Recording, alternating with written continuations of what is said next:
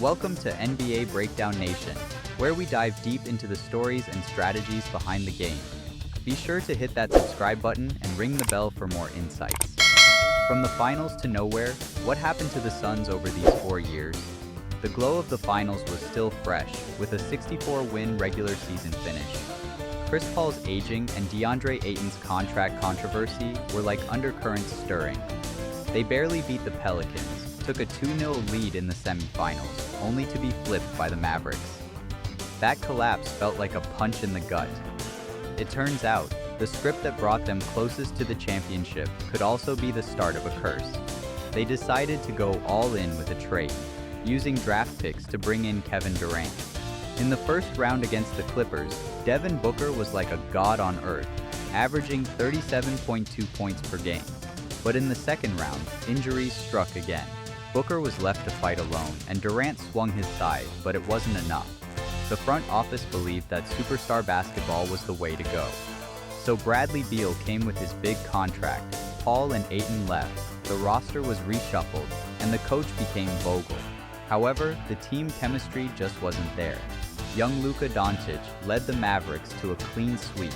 LaMelo Ball watched his idol Durant struggle from the bench, and Durant just smiled.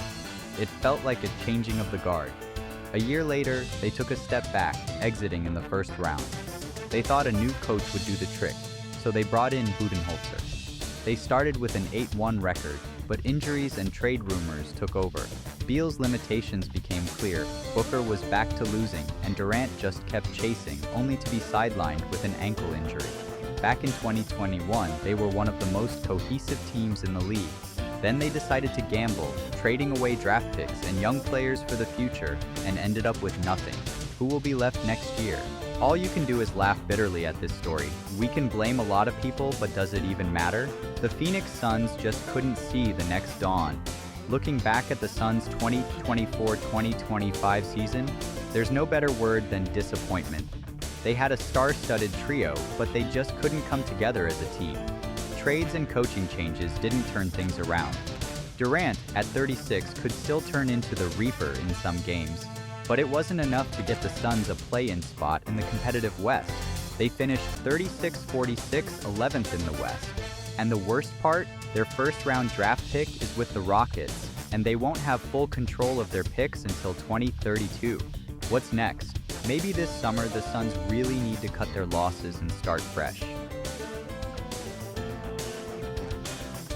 You got to reduce that number, but then they got other stuff out of that. Maybe just that challenge of take away one thing, they do something else. Yeah, I mean it's a really good team.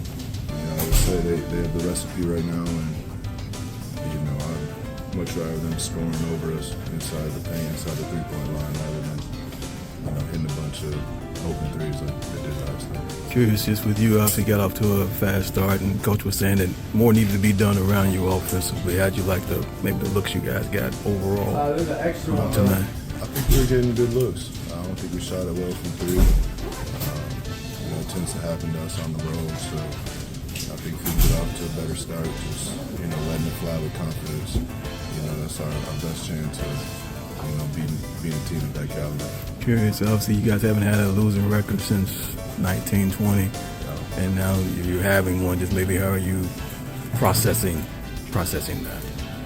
It's tough. I'll say I didn't think I'd be in this situation, but it's part of it.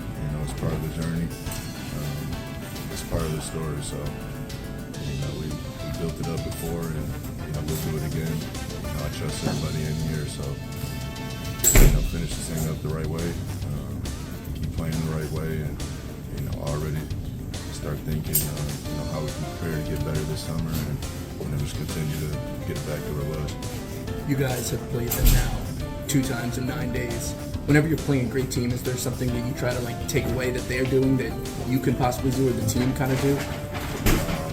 Well, within the threes, especially after the first quarter they had versus us in Phoenix, so the game plan was to not overhelp and kind of just guard your man, be on the island by yourself, and I think we did a decent job with it, but I feel like they have the answer to a lot of the problems that you can try to throw out.